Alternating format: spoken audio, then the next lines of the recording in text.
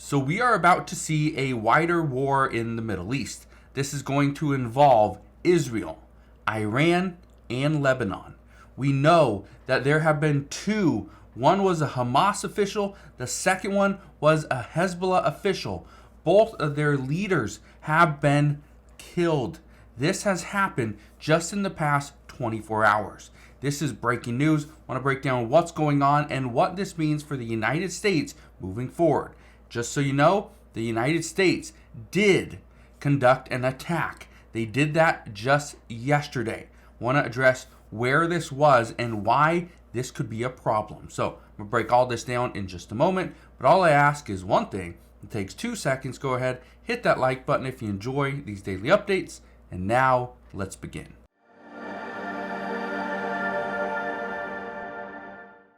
So here's what we know.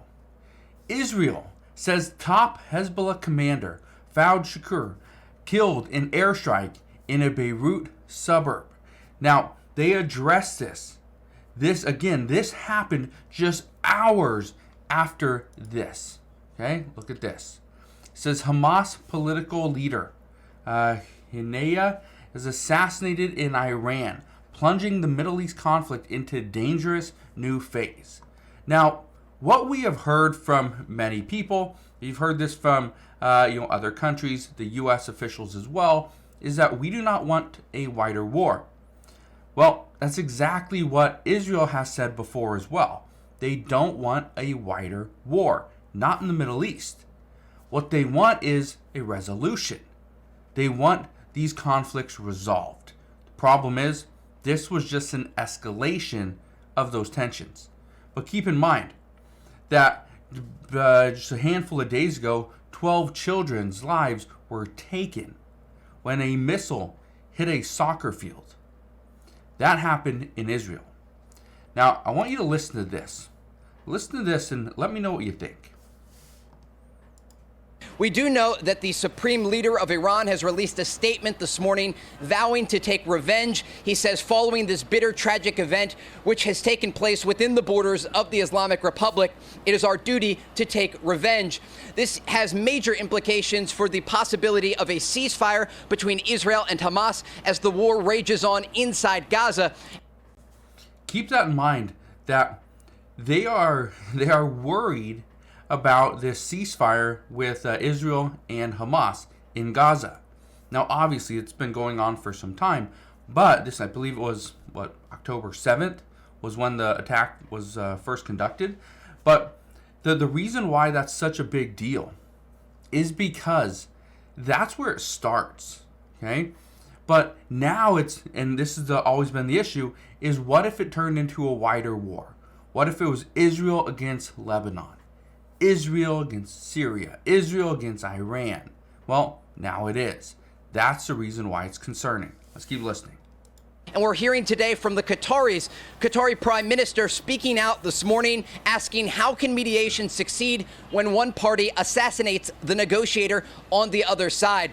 All of this taking place just hours after the Israelis launched a rare strike in the Lebanese capital of Beirut, taking out a top Hezbollah commander following that rocket attack on Saturday that killed 12 people in the northern Druze village of Majd al-Shams. So, what you need to understand is right now the United States as well as other countries are taking it to a different level. They are trying to ensure that this conflict doesn't spread and again turn into a wider war. Well, here's what the United States just did. Look at this. It says U.S. carries out strike in Iraq as regional tensions worsen.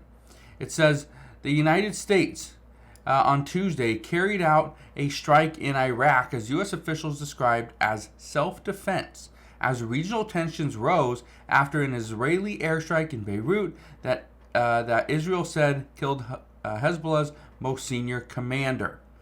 That is part of the issue. Is all these countries, all these leaders are saying, no, we don't want tensions to rise. We need to put an end to this conflict. But yet, did we do that? No. Because what experts are saying is that we have to step in. We have to show the world that we mean business. We have to show the world that they cannot just push us around. And it's not just the United States, it's Israel as well. And so many leaders are saying that they applaud what Israel just did because that is showing the world that you cannot just come in and attack Israel and see no repercussions. But listen to this. I want you to hear what this person has to say. So what kind of a retaliatory move would you expect from Iran at this point? Well, it's not just Iran, Marie. It's also what's going to happen with Hezbollah, because Hezbollah is probably, when you look at it, the armaments they have, is the largest non-state military actor in the world with the amount of rockets and missiles that they can shoot. But, you know, this is one of those things you go to the supreme leader. This is what the United States should do. Be very, very wary of what you are going to do next, because it is very clear that Netanyahu and the Israeli government has said enough is enough, and they will respond accordingly. Now, he says Benjamin Netanyahu has said enough is enough, and they're going to respond accordingly. He also made it very clear that you can't just go and attack somebody and see nothing in return. But here's the issue, okay? And it comes down to the different groups, all right? So first we got Hezbollah over here in Lebanon. We got Hamas over here in Iran. Now, here's the reason why this is important. Hezbollah has sleeper cells here in the United States, according to multiple officials. Hamas also has sleeper cells within the United States. It's not just the United States, though. They have sleeper cells in other countries as well. And this is the concern, is that at a moment's notice, these people could be activated. And they, again, have been planning attacks against the United States or other countries for years. They have been, updating their attack plans. Okay, so it doesn't matter just because it's over in the Middle East. Doesn't matter. It can still affect us here in the United States. Not only that, when we see wars in the Middle East, guess what that does to gas prices? It goes up. What is the main concern right now amongst American people? Inflation, prices. So if you think just because it's in the Middle East, it's not going to impact us, it will. This is actually going to be a big move. Okay? This is a major catalyst. This is going to hurt millions of people. Now, the one thing I want to leave you with is this war, the tensions, the conflicts, these aren't over. This is just the beginning. This is just the beginning. Yes, the Hezbollah commander, his life was taken in Lebanon. The Hamas leader, his life was taken in Iran. But what does Iran do next? What does Hezbollah do? What does Hamas do? Well, we're going to find that out soon enough, because my guess is we're not going to see weeks or months in between an attack.